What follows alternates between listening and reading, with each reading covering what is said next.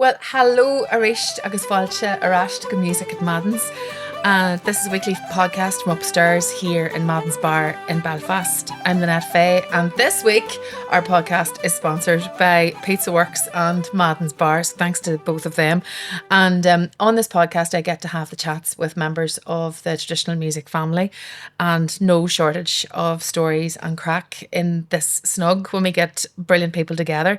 And we've new episodes dropping every single Monday, and you can listen or watch wherever you get your podcasts and on YouTube as well.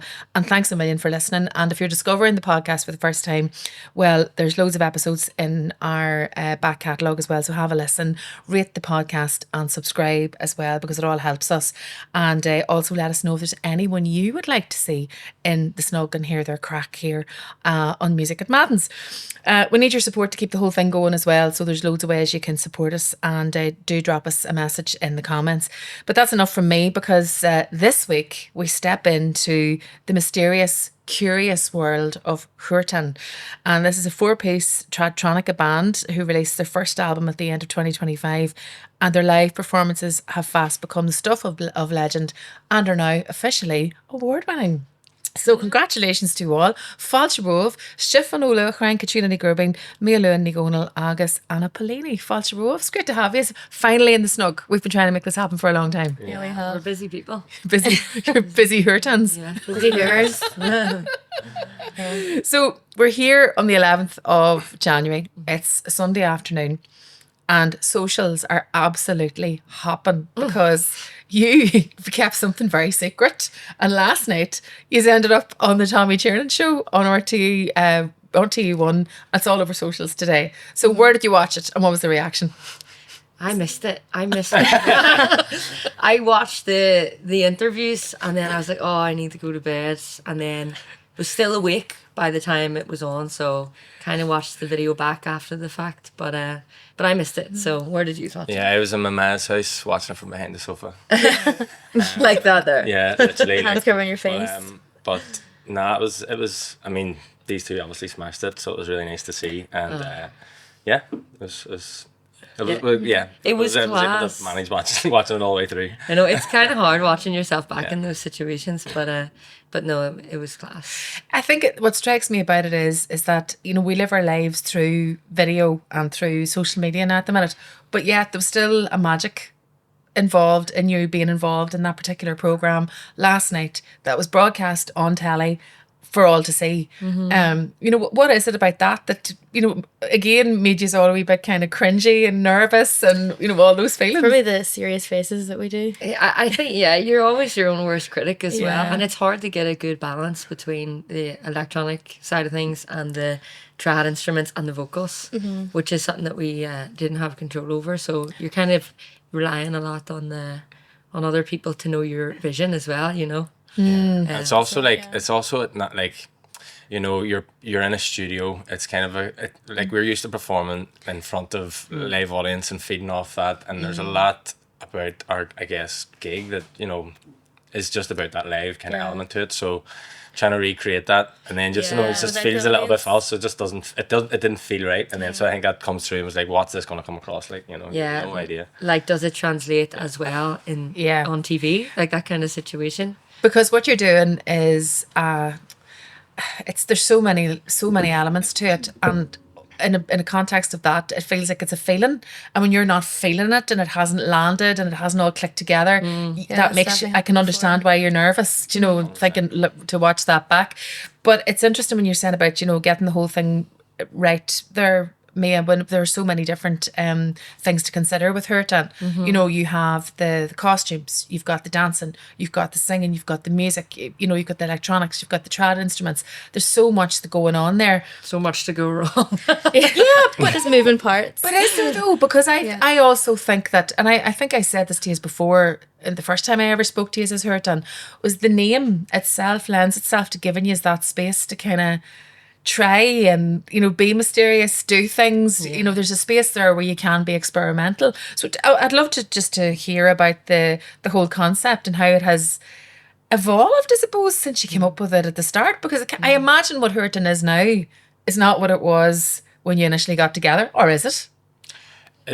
I mean, evolution is definitely the right word. It sort of revealed itself over time, I guess. Like, I mean, the story goes that we started playing music, the three of us together, in the Hawthorne bar on the Falls Road. So when, I mean, basically, it was coming off the back of COVID. They was sort of, you would hear the whole bar would fall to silence whenever they were doing their Shanno songs, singing these songs. So I was like, asked them to come in and put some songs down in the studio. To then go and sort of mess about with, and that's kind of the music sort of that was the formula, I suppose, at the beginning. So once we got offered a gig, Idel Curran offered us our first gig, Phil the Galley. So we kind of pulled our stuff together to try and get 40 minutes of music together. I didn't even do the gig. You didn't even do the gig. You weren't available. Actually, I was in Oslo, so then. Oh yeah, I probably should give a shout out actually to Sinead McKenna and Laura, who were on the Tommy Tiernan Show with us. And Sinead did the first. She was at the first as well. Yeah. So Stephen basically put us into a group chat and was like, right, we're banned now. We need to make a name up. And there was loads of names floated that maybe didn't make the first cut. And Yak was the first thing, like actually. Because that's the direct translation of Hurtan. Yeah, that's right. But there was also like the Hurtan, the Hawthorne Club or something. Like, wasn't there one point we were like thinking about I think I've mentally blocked that. So where does Hurtan come from? Because that also means Hawthorne, doesn't it? yeah, so it's from the Ogham language. It essentially means the tool, or a tool that is associated to the hawthorn tree. What we found interesting, but it was a friend of ours told us the hawthorn in the Ogham language is hua, and obviously it has all these different associations, different parts of the land or different animals and that type of thing. And so the tool was called a Hurtan, but it's a blank space. Nobody knows what that tool is. Question mark beside the definition. Yeah, so we were just like, perfect, we can kind of fill that space. And then retrospectively, then it started to like, okay, so what would this tool, like this, I don't know, what is the tool of the hawthorn tree? What responsibility almost comes again, you know? Yeah. So it started to feed back into the everything, like the politics of it, the aesthetic of it. You know, we like what the importance of the hawthorn tree in Irish folklore. Yeah. The language, it all sort of started to tie in, and sort of Things it became started quite to fall important into kind place. of creative part of what we were trying to do. Yeah, because the hawthorn like wards off evil spirits, witches, and vampires. Planted near homes and sacred sites as a boundary marker. Okay, I just love the mystery that is attached to it. Then it's a gateway to the other world, which is exactly what you have tapped into. Especially lone trees and then the fairy trees, all of that. I buy into all of that stuff, and that transition from spring to summer as well. You know, don't put the winter clothes away till the hawthorn is in bloom. That's always a good one to live your life by, and that symbolism there, like you said there, Stephen, like it brings and creates then that creative space for you. So how do you think it has evolved and that you're filling that space? And especially I suppose with the tradtronica, that you're more than experimenting with it. This is your sound. This is who you are now. I don't know, like, I mean, I guess in terms of, like, I remember the first time we had a gig, it felt like a milestone gig at the time in the Culturland for Lulunasa. And I just took a walk that day just to really try and ground myself and what are we trying to do here? Like, what is it? What is it when you try and frame yourself as like this tool of hawthorn tree? We're trying to take it seriously, you know, and yeah, I guess it's weird. You're trying to put yourself, not that you're trying to speak for a hawthorn tree or for any kind of aspect of nature, but you're trying to put yourself in that place and like what essentially message are we trying to deliver with the music, with what we say, with how we use our platform. And so and I guess that's something personally anyway I try to keep returning to anytime, because it's easy to just get whisked away and kind of whatever direction, you know, that, but you know, Especially just try to return to that as kind of a grounding place for who we want to be or put out as Hurtan, you know. Especially, I suppose, in this world where we live in a world of likes, numbers, views. You know, you're trying to connect with audiences, and of course, that's why you make your music. You want to connect with audience. It's all about connection, but remaining grounded and having that integrity as the spine of what you're doing. As it strikes me that that's really important to you as a band, and has been from the start. So when you're choosing even the songs that you're singing, how do you choose the songs with purpose? You're going back into old songs, you know, are you, I suppose, stripping them back to understand their true meaning before then you put them all back together again, you know, for a new audience now in 2025, 26? Yeah, well, Katrina did a project in collecting songs up in and around Donegal, songs that maybe would be lost. So Yeah.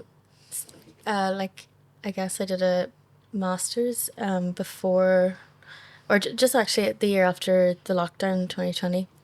And I got inspired to do it by Brian Danny Money, who was working in Etna at the same time I was doing a work experience. And he was, he brought in all these folders, and there was like 500 songs in every folder. And he actually had them all in alphabetical order already, so it was already brilliant. So you can look through it. And for me, the most interesting thing was like, they were also like manuscript, like handwritten. Like you'd have the song that maybe he'd photocopy from a book that we all know, like Celtic Ulu or something, but he would like write in his own verse and things like that. And then I was just thinking like those type of songs are so local, and like then we did an interview and he was talking, he sang a song called Tom Glass Cullu, and he basically said that he knows the song and he thinks Lilo Solera knew the song too, but when their time passes, the song will go with them. So he starts with the responsibility of like the younger generation is to like carry the songs with us and like make sure people are singing them, that they're in people's mouths. And from that conversation is when I wanted to do that project. But then I guess with Hurtan now as well, like our project, we sort of do want, it's a project where it's a repetitive thing, but we want to keep putting the songs back in people's mouths. Yeah, like reframing it in a context where loads of people will understand it. And it's sort of theme of decolonization as well. It's like lots of people moving from the Gaeltacht to Belfast, I just really see that like so much passion for the language in Belfast. I'm talking Irish all day long, basically, with people I'm surrounded by. So, but there isn't like, that's not the case all around Ireland. So it's not, music isn't just for people in Ireland. It's like we want to put these songs in people's mouths who might not always have access to trad music or like Irish language, or, you know, things that maybe they feel connected to but a bit disconnected to because it's not with them all the time. They don't have access to it. And do you find, you know, I think it's just the way you're presenting everything to audiences. There's the idea of an audience singing the songs back to you, for starters. These songs that weren't in people's mouths, but yet here they are. You know, you had to go and seek them out, but that's not happening anymore. You're changing the dial on that. Yourselves along with other groups as well, because this seems to be the zeitgeist at the moment. There's a confidence here. You're all contributing to that. And then, you know, with the songs though, I think the interesting thing for me is these songs are so old. They're centuries old, perhaps longer in cases. And yet, though, you're finding new meaning in them also.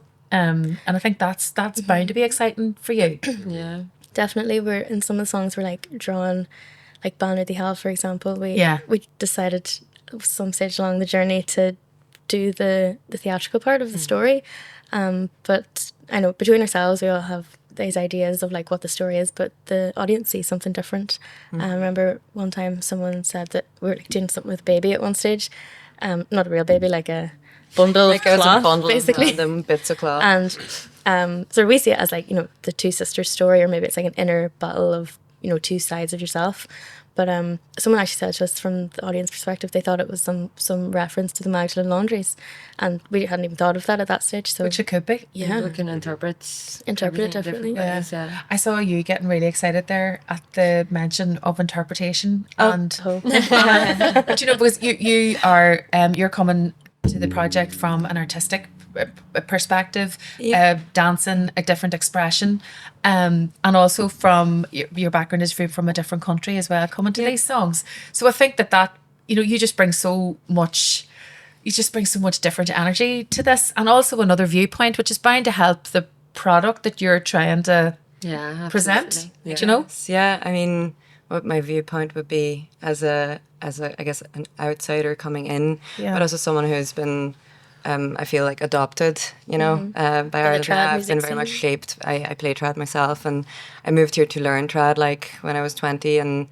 just got really into it. But like what I love about Hurtan in that sense is like there's so much conversation around things that are connected to Irishness, obviously, like ancient songs and the language and so on, but it also, and the land as well, like again, like how things can be interpreted, but there is like a level at which it can be accessed also by people who don't necessarily have roots here, because these are like bigger human stories or bigger stories around like what it means to belong somewhere, what it means to care about a place, what it means to like fight against displacement or violence, or all the things that we kind of rant and rave about in our sets, so yeah, so for me, and also I have a background as an anthropologist, so I nerd out about this stuff.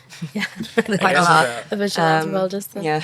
that's that. Yeah, one of the things I guess, just thinking about you chatting there, is that I'm so grateful of audiences. So it's like, if we go and do a gig in front of a home crowd, let's say, one of the things I love is that because you're essentially going out and you're, and often times sort of burn your heart and your soul, any artist, I suppose, if they're writing music or whatever, putting it out there.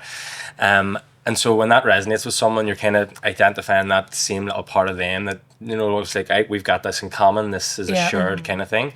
And so that's really gratifying. And so I really appreciate that. But it's when it comes to them people though who aren't from here, and to have that recognition as well, it's like, again, it's even more gratifying as well. It's like, so in terms of the equipe, it's very Irish, it's very kind of insular in terms of us wanting to, and whether it's connection with the language, connection with the land, and reinforcing those kind of things, reaching back to a time where we had better maybe relationships with those aspects of ourselves. But that we have that in common with other people from different cultures, that other people also feel that, it's, and I kind of find that mad. Everybody loves to that sort of dance as feedback well. we get, it's like everyone loves to these dance. these Like Irish music is dance music at the end of the day, like set dancing and Keeley dancing was such a massive thing back in the day. So it's music that you want to move It's social. to. It's about bringing people together as well, that they're feeling part of something. Yeah, and like I guess what you're trying to convey when you're on stage, anytime when you're doing a gig, is you have massive feeling in what you're doing and what you're putting into the music. And if you can convey that to the audience, and the special feeling that they then get is feeling what you're feeling, and if you're able to have that relationship with the audience when you're on stage, which I think we massively do, it's something so special. It's the reason, probably the biggest reason for doing what we're doing. This week's episode of Music at Madden's is brought to you by Pizza Works, North Belfast's #1 independent pizza shop, and one of my favourites, I can honestly say.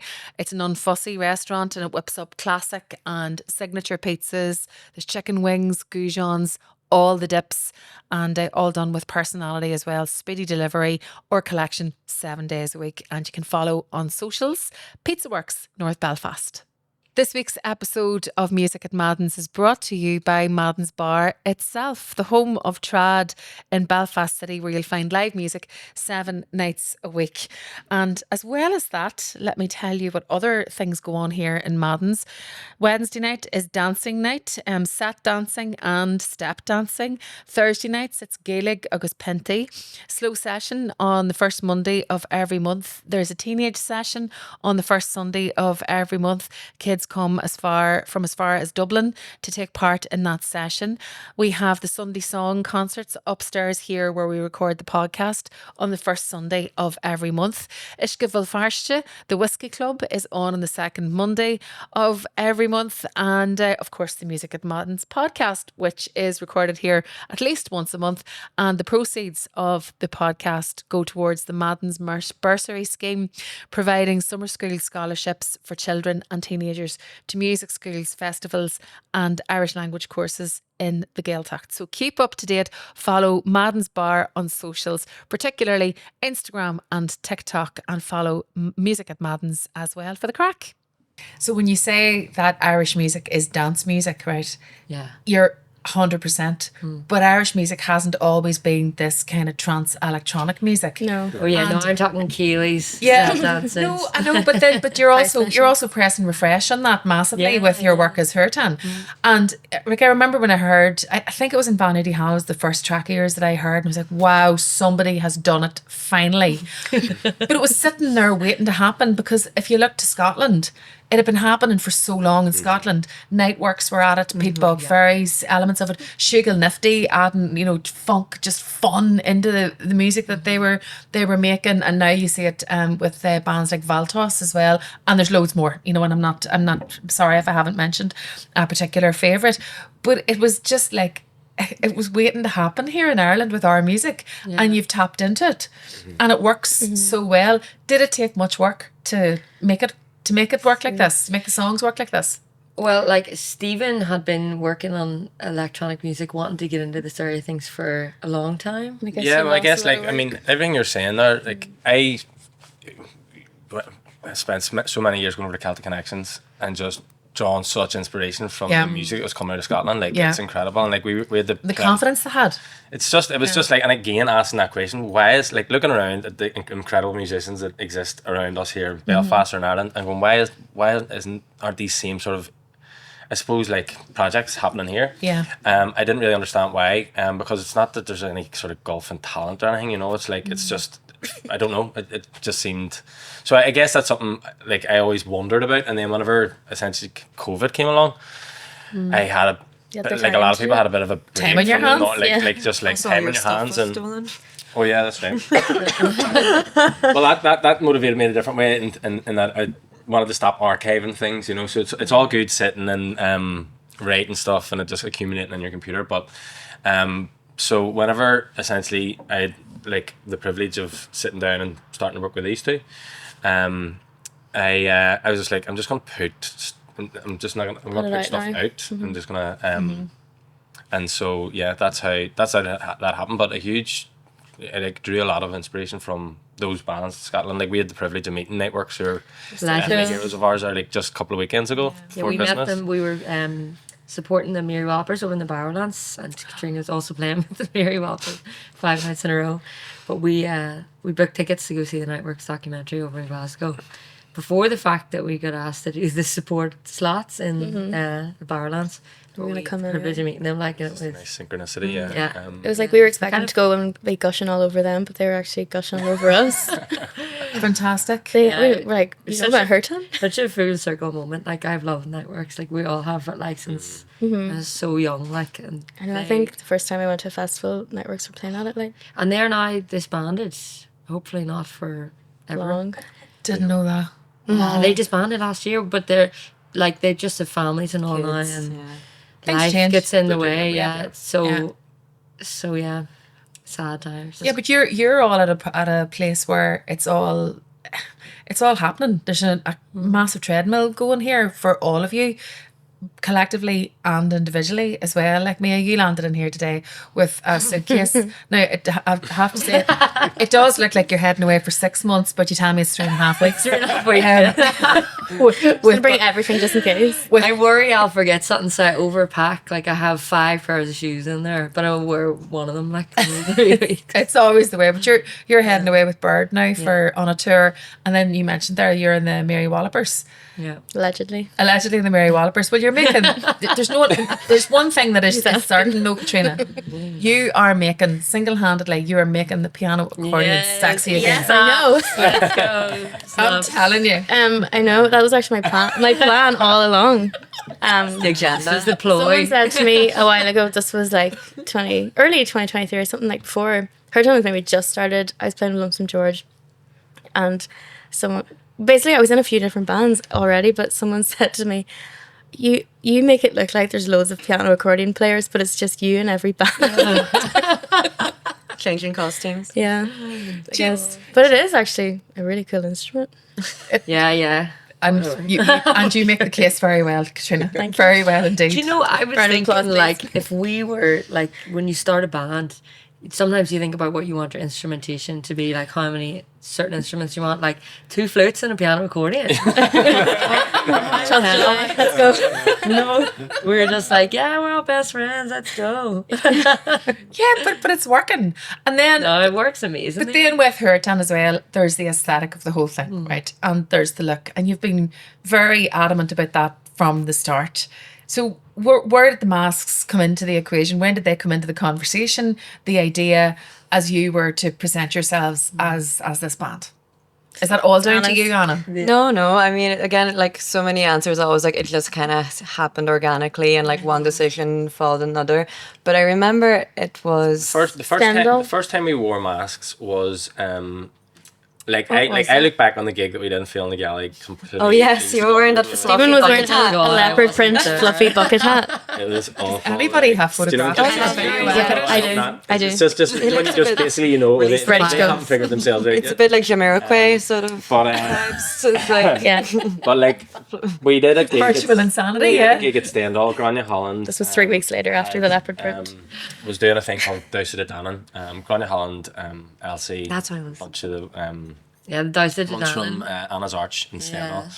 So they did Douse of Dannon, where different gods of the two of Dannon would come forward and like I think they represented earth, fire, Yeah. air, and the different elements. You were And I was the Morgan. Morgan. you were the Morgan, that's Yeah. right. So you built that mask. That was So yeah, then I was like, I just finished my studies and I just needed to do something with my hands. I was desperate, I was just like done using my brain. So I made this big crow kind of head mask out of papier-mâché, and yeah, perform it as part of the this fire dance with the two of Dannon, and then that ritual, I guess, flowed into a Hurtan gig, which remains one of the like most amazing gigs he's ever have done, because it's the first time that you really like felt that there was this mad energy, like the crowd were like Yeah, they love It was the first time we buzzing did the face, the really like serious Yes, faces, and I that's remember right. close friends like Miles was like, scared "What's me." going on?" yeah, they did not crack a smile. They were just like staring people down, and we made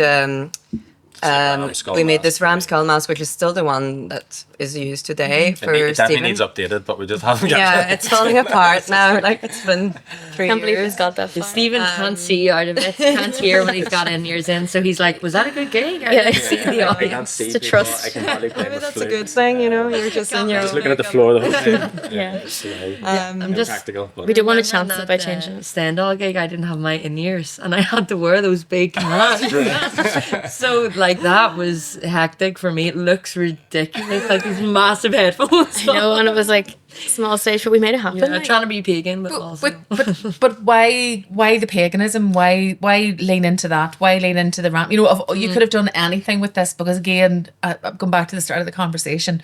There was a space there for you to inhabit, Yeah. and you've made of the space what you have. So why lean into the paganism? Why the ram's head? Is that just something you always fancy trying, Stephen? No, like, well, I mean, in terms of like the themes, He wants to be an Aries. It's in keeping with our themes, like in terms of so we're reaching back to a time where like we don't have this idea of Ireland being this perfect utopia, say the various colonizations that happened, but that the songs reach back to this time, the language reach back to time, and so when we think what kind of what was the common religion or practices of that time as well, it's paganism. So I guess it's in keeping with that theme of us wanting to reach back and bring forward into modern times, like kind of like those aspects of our culture that were lost. The ram skull, it's just because I'm an Aries and that's It's a star sign, and it looks cool. But it also,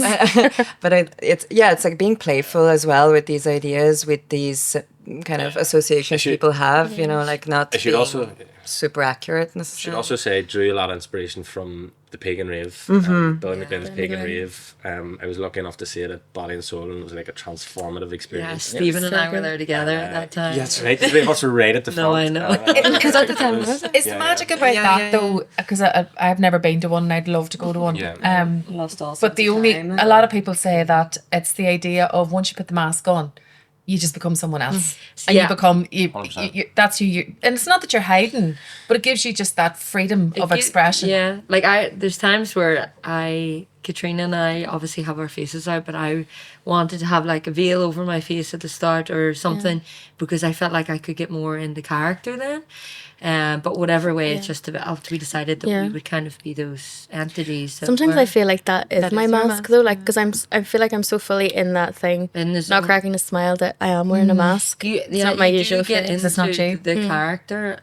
I think at the start it just took me a while to figure out who I was. Like we did like a pure like Top Trumps character thing with all of us about what our personalities were like when we're on stage and what different things we embody. So when we're on stage now, we're able to be in those characters. And it's mad too what you've tapped into there. You know, when you're looking at what's popular on television now and popular culture at the minute, everybody's talking about the Traders. Traders Ireland completely leaned into paganism. I was watching Traders the other day and they had a full-on ritual and someone was playing the boron. Yes, Playing the boron. Yeah, well, he was banging it like a drum. Yeah, I know. I was like, I need to watch this. Traders. Everyone's talking about it. Yeah, it's everything that you describe and that you embody is basically being played out. Yeah, and it's just mad that this is all kind of aligned at the same time. So then, when you're talking about all this expression, whether it's through the costumes, the music on stage, that energy with your audience, when it comes then to making the album, how was that experience for you, going into a studio? Now I know you went in with Sean O'Graham, who is an absolute legend and genius as well, and I was so lucky to have done it with Sean. He was the right person to do this. It was only ever between him, was it? It was only like he was who we wanted to work with, and and like I mean, he made the process so easy, so chilled out, like when so comfortable going into the studio, and we all have lunch together and all. It's like really nice vibes. It's something that you have to like get used to doing, like doing live performance and being in the studio are two totally separate things. Yeah, long days. To be fair, I'd say it was probably an unusual project even for him, because we were coming at him and I definitely had him tortured. We were very fussy. Like you know, like there was, because he's so well known as well for being able to move so quickly through things, and but then I kept throwing just the most like, mad can you crank up the bass? So he's very patient. He's very patient. Like the amount of times, there's one particular song I went in, I was like, do you know, we're just going to scrap the whole thing and start again. Was that in Bible? No, or Spec Shoy?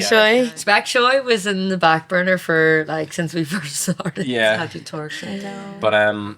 But like actually one of my favourite moments then working with Sean was, there's actually it's mad because I didn't even realise it at the time, but so that Body and Soul where I saw the Pagan Rave, I left Body and Soul that year completely inspired by a number of acts that I'd seen.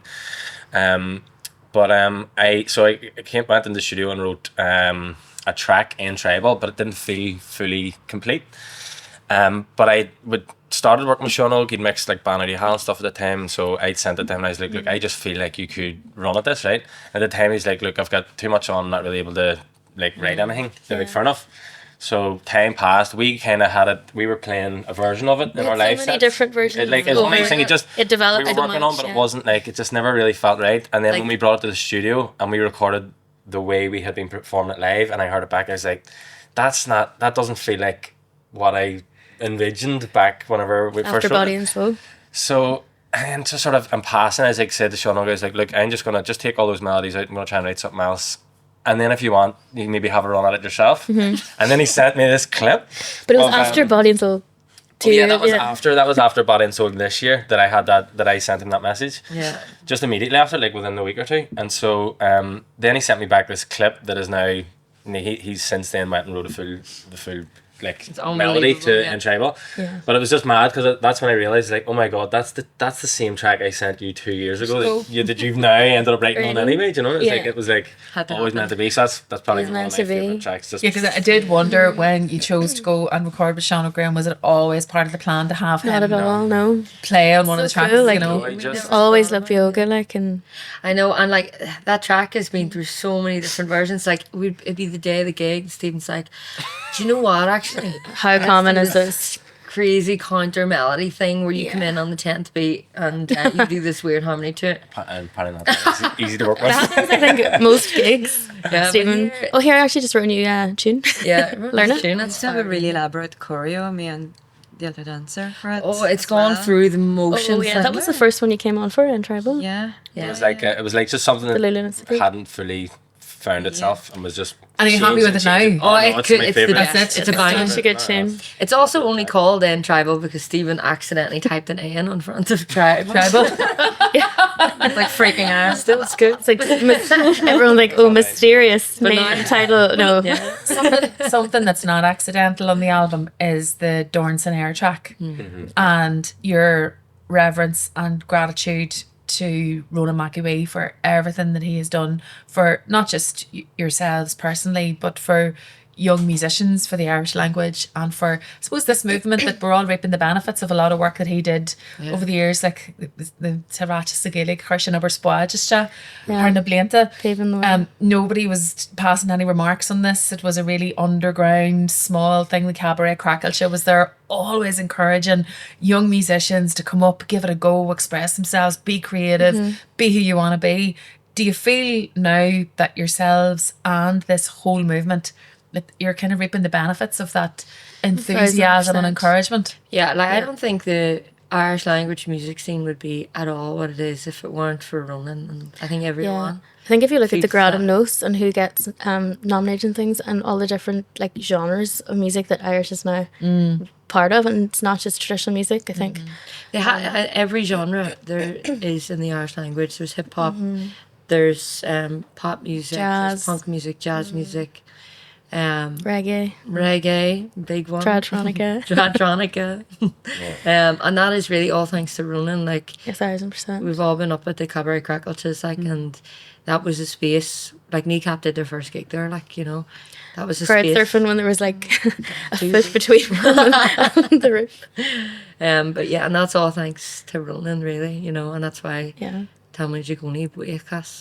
Like one of the biggest honors was like when we received the Grad and New. Gradam Ronan, Yeah, 2024 or something. the newcomer of the year since 3 Yeah. years. Well, since he passed, it's It was been 2 years Gradam ago Knows, since 2 we years. won it, I So think. we often even like as a sort of team talk or something before we perform, we'll often like just say like, you know, like we feel like Ronan's his spirits with us and stuff, you know, Steve's because genre. we do just feel like we're like one prong maybe trying to carry on the legacy that they this path that they really set us on, and people like him, you know. Yeah. So No doubt about that. Yeah. So then what does it feel like when you say one of your biggest gigs was the Mandela Hall in Belfast, and not just on the night but in the lead up to the event? There was such a buzz about it. Yeah. People were going to it. It was going to be an event. You know, it wasn't just a gig. It was an event they just were putting on. I'm sure you felt the pressure behind the know. scenes as well for that one. I've been having dreams that it hasn't happened yet. It's waking up being like, thank God. But whenever you look out at the crowd and they're singing your songs back at you, you know, and they're really know. they're in it with you, and that you know, all of that spirit is there. You know, it's not just the Cabaret Crackle at Hudie's anymore. It's massive, and you're only a part of it as well, because it's just taken on so much power at the minute. Like 1,000 people in the room chanting Dulaman Gala is amazing. Iconic. Yeah, that is, and anyone out there that doesn't know what that means, like it means Irish seaweed. So It's a chant you can get into, like. Definitely. yeah, it's pretty powerful to see that so many people are connecting with it. Like, and I mean, fans and people that come to gigs are seriously what make us as a band as well, people that are supporting us. So the fact that so many people are now on this crazy bandwagon with us, There was a is point, amazing. I think it was OES Centre gig that we did at St. Patrick's Day last year. Yeah. And we were like, oh my God, there's people here that we don't know. Like, they're not just our friends first coming time. through. It's like so many strangers here. That's a big moment. I think when you think, right, I'm looking around this room, it's not the usual suspects. There's Yeah. something happening. Yeah, that was a big moment. And also, you know, Stephen mentioned at the very start of this chat today that, you know, that day you went for the walk at Lulinasa, wanting to ground yourself and make sure that you know your why and your purpose every day, getting up, and when you get up on stage, when you record, whatever it is you're doing, you have not shied away from politics at all as a band. It's very much who you are. You've something to say, and you're going to say it, and you're going to make the commentary. Where do you think that self-confidence comes from to do that as a band? I like. It's funny because like say the orage, the speech we do in Dornson Earlier that we put in the album. It's funny, like those words. I feel like those words. Like I don't feel like a songwriter, but I do feel like I've sometimes plenty to say. And those words came to me when I was walking. I was down at Kilkenny in a forest. You know, it's just like there does seem to be this when anytime you go to try and ground yourself in and amongst. I don't know, The land or whatever, you know, that these sentiments or feelings just start to emerge, and then all you're trying to do is articulate it. Just in case our audience hasn't heard that, it's like a chant almost at the start of the song. What you say? It's like a spoken word. A spoken word. Yeah. What is it that you say? Imagine Gael, sit there, sharing the piano. So it, yeah, like so I do, and on the album it said it in Irish. It translates to does anyone even remember it? I can't really say it in context. A Carja, or no, do you know what? This I'm lost. song was written for the There's a 17,000 people who came onto the streets of Belfast to demand an Irish language act, and in so doing, they stand up for the rights of Indigenous people all around the world who had their lands, their languages, and livelihoods stripped from them in the name of settler colonialism. She's most not saying it. Our character, we know who the enemy is. It's a call out of capitalism as well. Yeah. What's the rest of it? I can't actually remember. We know who the enemy is, and it's a system, it's capitalism. We are pagan Ireland, and we're coming for you. We're coming for you. Yeah. But yeah, there's so many people, like we speak the Irish language, there's so many people can relate to what's happened over here in terms of their language, Yeah. like not being lost, but almost being lost, Yeah. or their music or their culture. So lots of people can relate to what has happened over here as well. And I think going back to what you were saying, like how do you do it with confidence? I think it's more like urgency, like all the language stuff that's happened here recently, the genocide, the Loch Ness stuff, and like realizing that everything's connected. And The confidence definitely also comes from just the. I mean, I can speak for all of us. We're all in various ways have been involved in the organising scene in Belfast.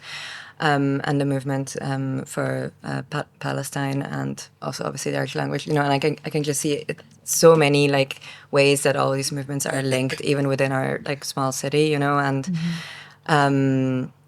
the practice of using your voice, you know, comes out of that, you know, from these kind of grassroots kind of movements that, you know, we've all been involved in certain ways, and then, you know, in terms of the speech writing, you know, like that I can see like that practice coming from maybe more grassroots kind of stuff than coming out through Hurtan, you know, and having just created because of music, because of like, you know, the ability of creating, being on a platform, literally a stage, being able to use that and do and say those things. Yeah. Using a mask, that probably helps with the confidence as well. Yeah. But like, yeah, and even just where we're from, like I know that a lot of the music, growing up listening to rebel music, hearing lots of rebel music, the fact that music has this quality about it that can cause a message to penetrate deeper, or its meaning, or like, so I was able to understand through songs what happened here, you know, better than I was able to if I read it in a book, or not to knock books or lectures or whatever, it's important, but there was something about the music, and so for me, like, music then becomes a vehicle, and it's like, if like, yes, you can, music for the sake of music is a wonderful thing, a beautiful thing, let's do it, but in the context of the world that we occupy at the minute and everything that's happening in it, and who we are as a band and what we're trying to do, it feels like the right space to also try to package whatever political message you want to try to deliver with the music in some way, you know. And I mean, playing Irish music, like, how can we not like bring politics into it, you know? It's political music, you know, like it's like in its essence it's political what we're doing, because it's like bringing these songs, it's a product of it's the product of struggle, and like Katrina was playing with the Mary Whoppers, it's what do you call the festival, Victorious? And they got kicked off the stage because they had a Palestine flag, basically. Yeah, and that was last summer. One of the best things, so Roisin, who plays the bass, guy was coming to rip down the flag, and like I was going to swear there, it was weird anyway, but because we knew him like from the week before at the festival, so like we were like in a bit of shock. Like I really didn't know what was going on because I couldn't hear the crowd because I had in-ears in, a lot of people like talking and stuff. So it was really like you just like moved instinctively like what to do next, because I actually had no idea if people were angry at us or not. So I actually just went up the Palestine flag. But one of the things Roisin said was the guy was ripping the flag down from her bass amp. So he was like, no, I told you it's nothing political, take that down. And she goes, if you take that down, that's political. It's so true. That's so true. There was a great comment on one of the videos. It was like, why do all musicians have to bring politics into it? He says, just shut up and sing your rebel song. Like, did not realize like what you just said. Just shut up and sing your rebel songs. We don't want to bring politics into it. That's the internet summed up in that one line right now. If people don't really think through what they're commenting at all. So contradictory. So, like, you've achieved so much in a very, very short space of time. You got the album done. You've done loads of big, really important gigs there. In your journey, kind of stamped your place, sealed your place on the live music scene. So what's next for you? And is it one of these situations where you can't tell me, and then and next week we'll see you have done something else, and here we go again? We don't know. We're gonna go into the studio here now and write loads of new music. So. Yeah, we're hopefully thinking about album number 2. We're gonna go and see what happens. Literally today, go and record some stuff and see what happens. And is there any live gig, any festival that you want to do? That we want to do? That you're dying to do? Linda, I wish I could tell you, but my lips are sealed. Something very exciting. Yeah, we do have some really exciting stuff coming up, but at the minute, We are kind of, I guess, feel like still at a planning phase. Like we're looking at the year and we're going like, what do we want to actually do this year? But I think because the year we had there last year, there was, with the album and the Mandela Hall obviously took a lot of energy out of us.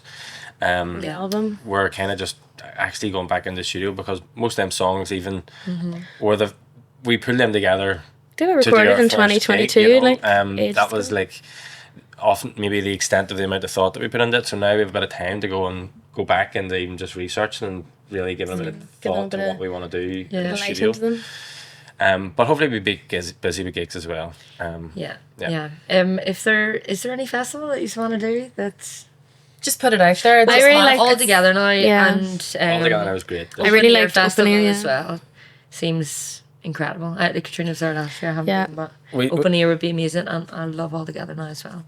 So if anyone from All Together Now is listening, Glastonbury 2027. There you go. It's not on the series. Yeah, well, it all plays into it. Like, it's not too far from Stonehenge, all of that. You've got the vibe going on. It kind of lends itself to the whole thing, doesn't it? It would make total sense. But it's great that we made this chat happen. It was great to talk to you, and I can't wait to pick up again when I do find out what's actually planned, because I suspect there's an awful lot that you're not telling me. Gurmila Maiga for like as music at Madden's, my chef.